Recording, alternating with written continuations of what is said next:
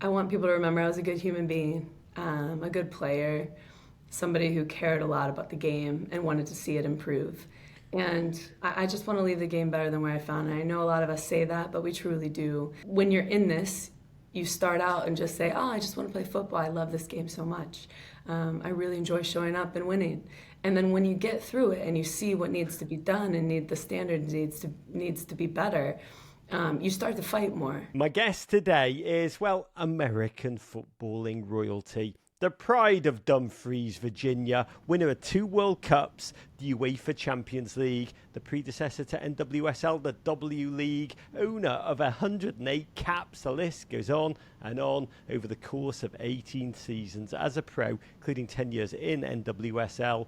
She leaves with one more game ahead of her as one of the most fearless defenders in American history. Basically, the "you shall not pass" Gandalf meme in human form. On the brink of her retirement, incredibly, through force of will, her last game will fittingly be in a final. Her Gotham facing Megan Rapinoe's OL reign in NWSL Copa das Copas this Saturday, 8 p.m. Eastern Time, on the eve of her last big dance. It's honestly a joy and an honour to be joined by the best Virginian export since Pharrell to celebrate the moment and review her career. Welcome back to the Women's Game, presented by Bud Light, an enormous friend of this show. It's Ali Krieger. Hi, thank you so much. It's so exciting to see you. I cannot believe we're here. I cannot believe we're here in every bloody sense of the word. How are you feeling? I'm feeling so good. I'm tired still from the game in Portland. I'm not gonna lie about that, but I am so proud to be here. F recovery days, we are doing this. And as I mentioned, the final countdown has begun. Your last game this Saturday, November the 11th. Just a maelstrom of emotions, no doubt, surging through you as you charge towards that match. What is the dominant feeling as we sit here between taking it all in, savouring every moment, and just steely-eyed, determined focus on those 90 minutes to come?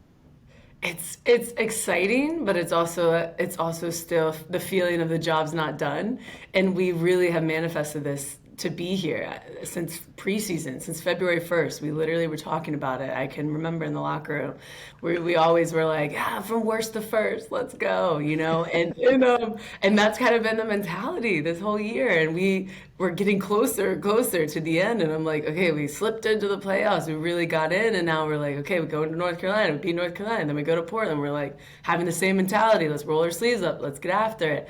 We can really do this thing.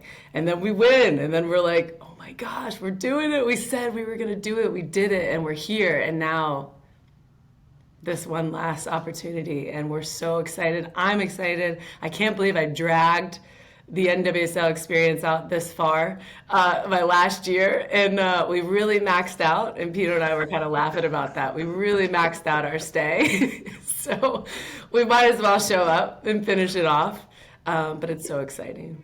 So when you say worst to first, sports mantras are always hilarious. I'm not sure if you actually mean them when you say them in pre-season. It just kind of rhymes and it's cool, right? Is part of you, did you believe it all the way? Or part of you just shocked each step of the way too? No, I believed it. We believed it. We really did. I mean, at the beginning of the year in preseason, I was looking at our players and I was looking at our roster. I'm like, we're not just that good on paper. We're actually really good physically out on the field, and we're applying all these principles, and we're learning so many new tools to really perform really well and be successful. And the coach is really implementing all this leadership and just this winning mentality and culture. And it's fun to show up to work, and we're all like, just like, wow, maybe we really can do this thing because we are that good. We are that good. So when and how did you make the decision to retire, Ali? I was floating it around in the off season from last year, and I know it wasn't the best year, and I didn't want to end on that. And so I knew that I wanted to. I obviously had one more year in my contract, and I'm pretty loyal to every club I play for, and I wanted to see that through. And I deserved that, and the club deserved that. And so I wanted to. I still had gas in the tank and fuel in the tank, and I was willing to get after it this year and take the team, or try to take it all the way and see what we could do. do, and I just wanted to enjoy one last season. And so that's kind of where my mindset was. And I just decided to hang on and to just follow through with that one more year. And it's been the most fun of my career, I can tell you that. It has. Is that true? Because I've got to say, once you made the decision, announced it, the reaction, the outpouring of emotion from across the US soccer sphere, I do wonder how it is to be on the receiving end of all that love. Obviously, I'll never know. But you were just swamped with joy. Did any doubt creep back into your mind? Or were you just like, once that decision was made, you were certain? I think once that decision was made, I was certain because I had thought about it for a while, and I wanted to actually say it out loud so that I could start living that. I feel like when you say things out loud, then that's your truth. And so I feel like that was really what was happening. And then it started just unraveling with all the love, the support. And then that made me want to even go to every single city and play. And I was even more motivated to want to win because I'm like, wow, all of these fans and supporters and family members and friends are all coming out, and they're just sending me all this love and appreciation, and that's what every player wants, right? You want to feel valued, you want to feel appreciated, you want to show up and do your job and perform well for everyone who's supported you over the years, and that's exactly what I wanted to do. And so that, I think, makes it more fun for a player. You know this is your last year, so you're willing to give it your all, whether that's in training or the games. You just go out there, you enjoy. You step out on the grass and you just feel the moment, you're in it, and yeah, it's been really an incredible experience this year. Let's run it back all the way to, well, first, Sunday night, a storm-soaked Portland Thorns, Providence Park. You got them 7th seeded going into this, facing defending champion Portland Thorns, who were second in the regular season. But in the 107th minute, your Katie Stengel unleashed a goal of the season contender in extra time. Ali, when that ball poetically arcs its way into the corner of the net, I got to be honest, on the replays, my eyes immediately went looking for you. That reverse angle of the goal, your arms outstretched in disbelief, charging over to Katie, just throwing yourself into the tangle of joyous celebrating bodies. Looked like you were shouting something as you surged out to hug the goal scorer. Take us into that moment and what you remember feeling and doing and screaming. I was first in shock because I did think it like hit the top of the net, or I didn't really believe that she hit that shot because it was insane. So then I saw the net move and people were already cheering. I was like, oh my God. The stadium went quiet except our fans. So that was nice to, quiet some Portland fans for once, because you don't get that very often.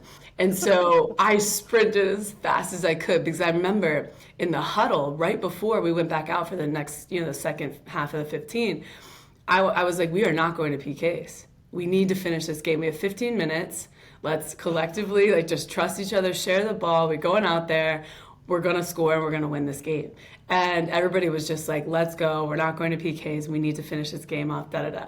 So we get out there, and then when Katie comes in, she actually works on that shot often. And I've seen her do some amazing finishes in training. And she just pulled that one out. And it looked like it was another day of training, doing her IDPs after practice, just working on it. And she's incredible. And I can't believe that was that moment. I sprinted up there. We all were tackling each other. And Katie doesn't really like to be, hugged or I don't know. She's one that's like, okay, we're good. I'm good. High fives. And so we just tackled her, didn't even care, just gave her all the love. And I was in disbelief. I was just like, this is incredible. This is really happening. Now I got to defend more for my life because I want to win so bad. I'm like, everybody be conservative, kick the ball forward, get it to the corners.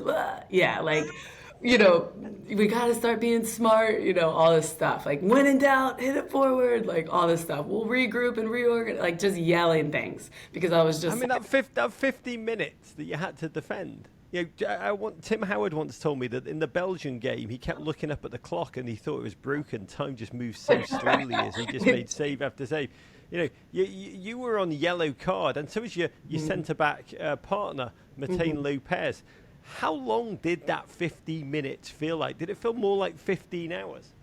It really felt long. I kept like looking over, like how much time, and even up at the clock, because you never know, they're gonna add extra time. It happens often in the extra time. So I was like, okay, I wonder how many minutes are they gonna add? Da da da. I think it was only 2 or so, and I said, okay, that's doable.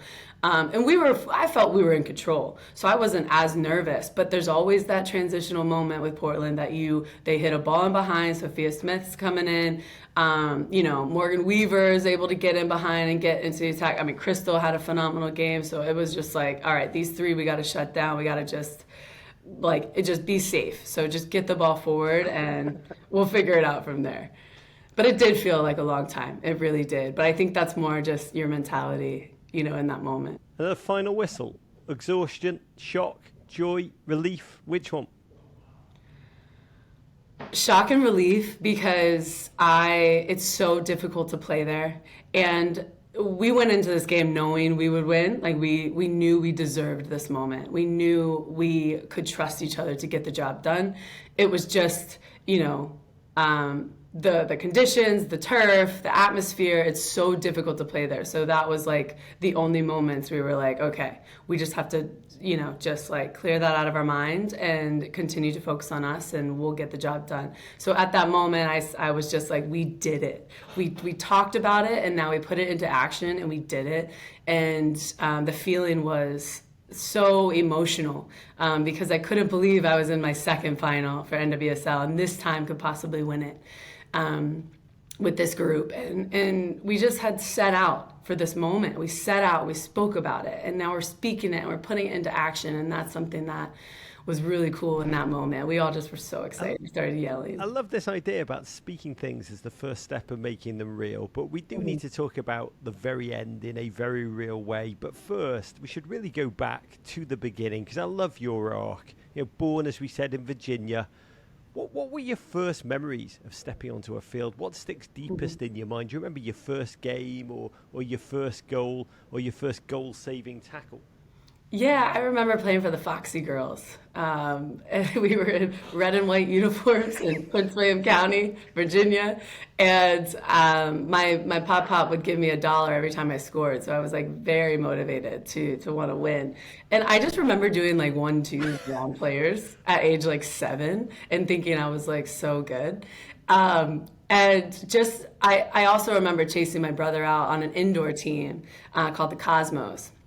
And we were green, and then we would get little star patches on the back of our jerseys whenever we would score. So we would try to obviously compete on the same team. We would compete against each other to see who could score more goals, so that our parents could iron on the stars. So I just remember enjoying that, with spending time with my brother and being on the same team as him, and then also Foxy Girls, where I met some of my lifelong friends now, my best friend. By the way, new franchisee aspirants in NWSL, think about that team name as a few. We've got to bring the Foxy Girls back. That would be quite something as a pro team. But my God, whether it was trying to bankrupt your poor Pop or just patching it up, all those friendships that you forged on the football field, it just cemented your skills, your legend in high school. You went to Penn State. Come on, you Nittany Lions. Your college career was, to be candid, it was nothing short of remarkable. By our count, and we may be off 1 or 2, you collected no fewer than 25 individual awards and honours over the course of your collegiate career. Those are like Simone Biles numbers. I don't think I wrote 25 papers when I was at college. But perhaps the most important thing that happened was a positional switch from Ali Krieger, buccaneering midfielder, yes, to Ali Krieger, lock it down at all costs at the back defender. Talk us through that positional change, what it was like for you, especially identity-wise, and what it unlocked. Because it unlocked, essentially, everything. Yeah, so one of our center backs actually hurt her ankle, and we had an extra 6. I was playing the 6 at the time at school. I started out playing outside mid, and then I moved to the 6. And at that time I was there, and we actually had an extra 6 available. So I had to move to center back. And so I fulfilled that position next to Danae. And that was like mid-season too. And so it was like really important that we solidified someone there. And Paula Wilkins was like, listen, like, I know you can play there, you can defend well. Like, it's not much different than the six. You're just not going to go as forward as much. It's not box to box. So, like, listen, you can organize the team and just defend like you always do. I said, okay, fine. So I actually enjoyed it. I actually like really loved it, and I started to really, just feel great in that position, feel super comfortable and confident. And then the rest of the year was, I mean, we did really well. So I was happy there, and it seemed like a easy transition for me. What was it that you enjoyed? Was it seeing so much of the game in front of you? I think that was it. And I love defending too. It's crazy to say out loud, but I really love defending. I love the competition of the best going up against the best forwards and having them try to beat me. There's something about it that I just really enjoy. And I don't know. I just have this feeling of like being this defender, and I just want to, limit the amount of opportunities that the opponents have all the time. I've said this before. Arsene Wenger once said to me that if you love to win, you become a striker. If you hate losing, you become a defender. Do you relate to that? I relate to that every single day. I hate to lose, and I am like, I don't know. It's not that I don't trust anybody to like, keep the ball in the back of the net, but I'm just like, okay, I'm like first in line. So get me back there, and I'll do my best and help the team as best I can. But you're right. I could see the whole field, and I can organize. And now at 39, I'm just back there, just listen, shift, step, slide, and I give it to the players who can actually play and do their thing. So when I was younger, I'd be like, yeah, give me the ball, I'm open. Let me try and be a Ronaldinho out of the back. But now I'm like, no, it's not for you. No, it's not for you. No, don't do that anymore. I want to take to an incredible moment, because it was no surprise the US women's national team came calling relatively soon after you graduated. And it's like 0.0001% of human beings who are ever called up for their national team. You have 108 caps. And it's 0.00000.1 of human beings who have won a World Cup, and you've done that twice. And I want to talk very quickly about the 2015 win, which is indelible in so many of our fandom imaginations. You started every game at that tournament. US, of course, blew out Japan 5-2 in the final, clinched that third star. What was it like as the final whistle blew and you knew that you, Ali Krieger, child of Dumfries, Virginia, en route 1, just off Interstate 95, were now a World Cup champion? The moment that I thought, I remember, I have this photo actually, and I went right down to my knees to the ground, because the field that we won on that field in Vancouver, was the same field that 4 years before I tore my ACL on, against Dominican Republic, when we won 7-0 heading into the Olympics. And I missed the Olympics in 2012 in London. So on that same field, it just was a moment that was, I was so proud, because I had struggled so much getting back to the team.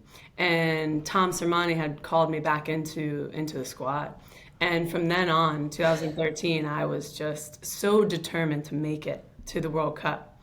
And so winning that, I remember putting my head in my hands, and I'm on my knees and just couldn't believe that was like a full circle moment for me.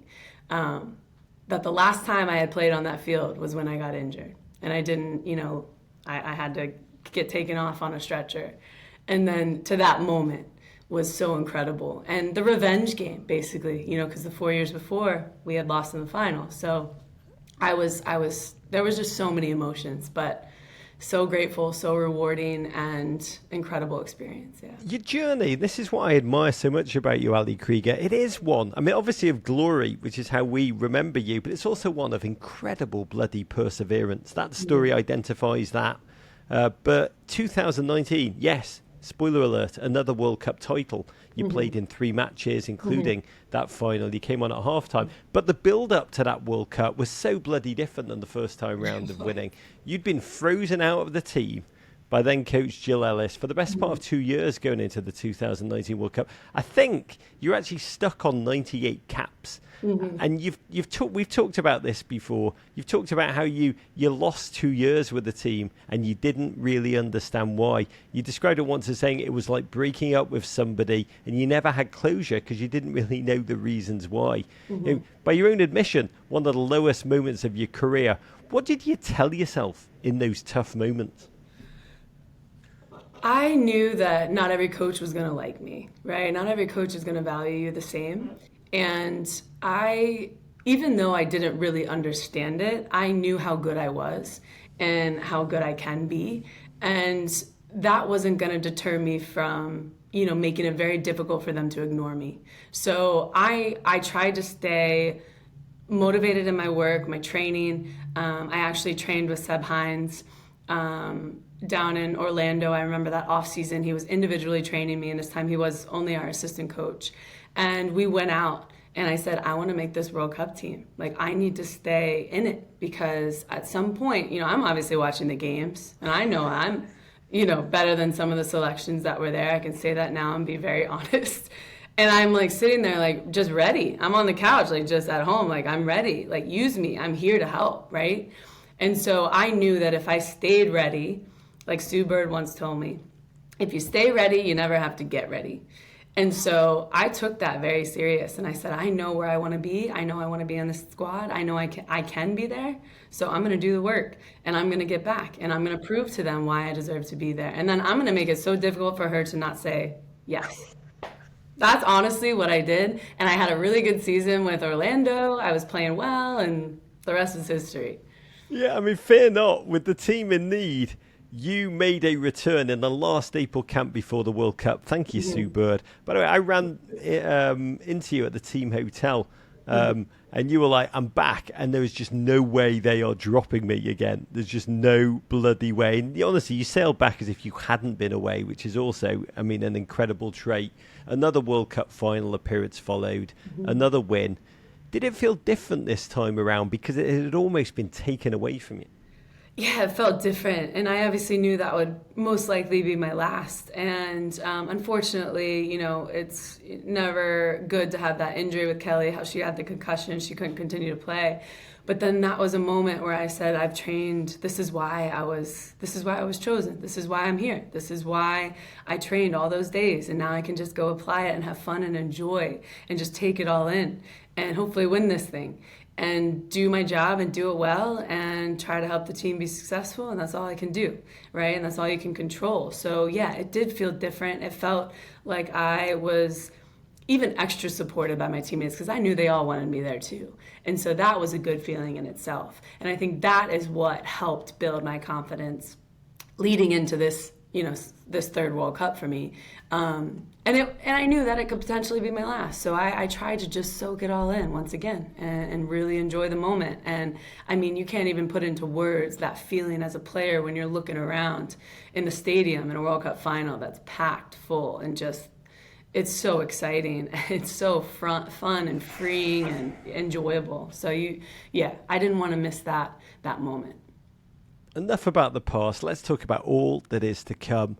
The final, Saturday, 8 p.m. Eastern Time on CBS proper. You Gotham take on OL Reign. You played each other twice this season, split the results, 2-0 win for OL Reign in New Jersey. Jess Fishlock and Bethany Balsa scoring the goal, but a comprehensive 4-1 blowout win for you in Seattle back in May. How much do those earlier season battles play in your mind? What did you learn from game tape, or is it clean slate with a championship on the line?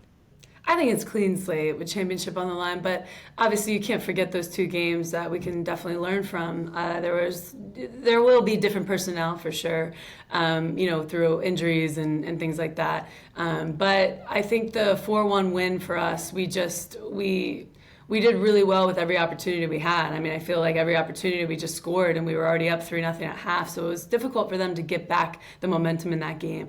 I'll never forget that game because it was already, it was in Seattle. It was really tough to play on that surface too. But we did really well, and that kind of put us at the top of the table during the season. And you kind of pick and choose some moments in those games because obviously they don't play much different than them. But the first game we lost to them was our second game of the season, and so that, I think, we've grown so much since then. We've learned so much over the course of the season, and I know they have too. So it's definitely going to be somewhat of a clean slate. I think we need to just take a look at the last few games and really break those down. Going into the final, we've got to talk about it. You'll be playing your great mate, Megan Rapinoe, also sporting poetry in her final ever professional match. Mm-hmm. And I saw on Instagram yesterday, you posted a text exchange with Pino from back in September. Yeah. She asked when your final game would be. You said, predicting this final, November the 11th. And she said, well, I guess that will be my last game too, which seems a little sus to me. Are you sure that you and Pino aren't the NWSL script writers and we're all just watching great works of fiction? And if so, how does it all end? We were laughing so hard because she thought I was joking. She was like, when's your last game for Gotham's? Because I want to see you. She was thinking my Kansas City game, the retirement game. And I was like, what do you mean, November 11th? Are you joking? And then she was like, and then she just was like laughing.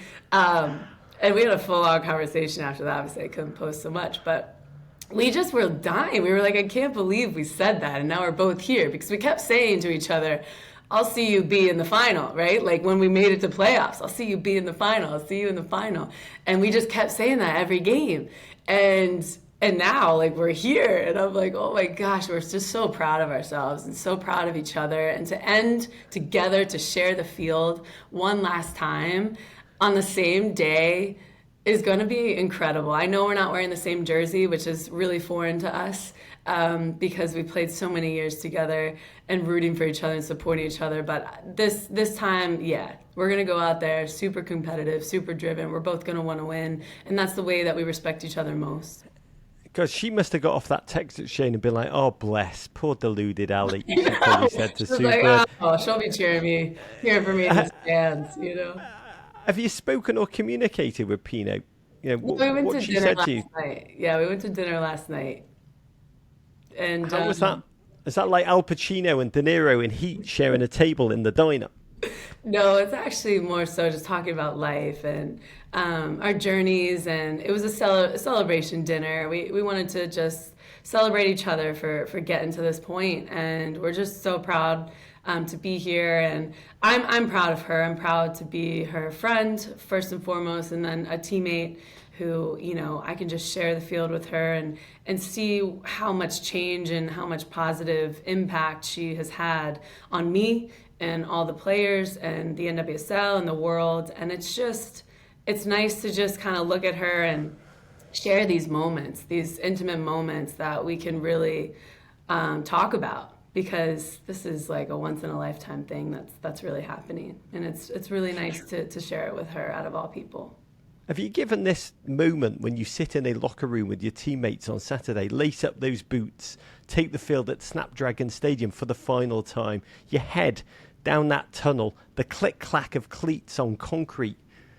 What will be going through your mind, Ali, as you shut your eyes and think about that? I think about everything that, led me to this moment, and I'm just thinking about the team. I'm actually visualizing, how I'm receiving the ball and building out of the back. I really do. I do that usually the night before too. It might sound funny or silly, but I really use that as a tool to apply to my personal game, my individual game, and just think, what I'm going to say to the team to really, I kind of review in my head what I'm going to say to the team to get them out there and to get us going right from the beginning. What is the single thing about being a professional athlete that you will miss the most? Is it the football itself, the winning, the not losing, the adoration of the crowd, or the moments in the locker room that are known only to those who played the game? I think two things for me. I think I'm so addicted to winning. And that's something that I'm going to miss a lot. In everything, but mostly obviously out there football with the girls. I'm gonna miss winning and sharing those special moments. But then having just these like forced automatic friendships. Really, you have friends no matter what, and it's enjoyable to be around people because we all need each other at the end of the day, and to have teammates who support you automatically and have your back, and both on and off the field. I'm really gonna miss that. Luckily, I've built really beautiful lifelong friendships over the years with some of these players that I'm going to cherish forever and nurture. But ultimately, you already have forced friends, and that's really enjoyable to show up every day and just laugh and hang out. In praise of forced automatic friends, I love that. Last question for you, Ali Krieger. How do you want us to remember you when we think about Ali Krieger, the footballer? What do you want to come to mind? My loyalty to the game, my loyalty to the clubs. I want people to remember I was a good human being, a good player, somebody who cared a lot about the game and wanted to see it improve. And I just want to leave the game better than where I found it. I know a lot of us say that, but we truly do. When you're in this, you start out and just say, oh, I just want to play football. I love this game so much. I really enjoy showing up and winning. And then when you get through it and you see what needs to be done and the standard needs to be better, you start to fight more, because you see what you actually deserve as a player and you see what these younger generations could have. And so you want to fight more. So you want to win more. So you're motivated more and you want to roll your sleeves up more and play longer. And I think that's why I've been playing so long. You kind of forget about all the things that are happening outside of your world, and you can just focus on one thing and try to make that better. And I think that's what's been really enjoyable for me, and I'm going to continue that fight for sure. It doesn't mean I can only do that just by being on the field. I'm definitely going to now be able to take that off the field. But ultimately, I just want to be known as a really good player who showed up, who did her job and did it really well and competed till the very last moment. The very, very last moment, which will be this Saturday in the final. Ali, thank you for being with us. Cheers to you, your beautiful children, and everything that comes next. Big love. Thank you. Thank you, Raj.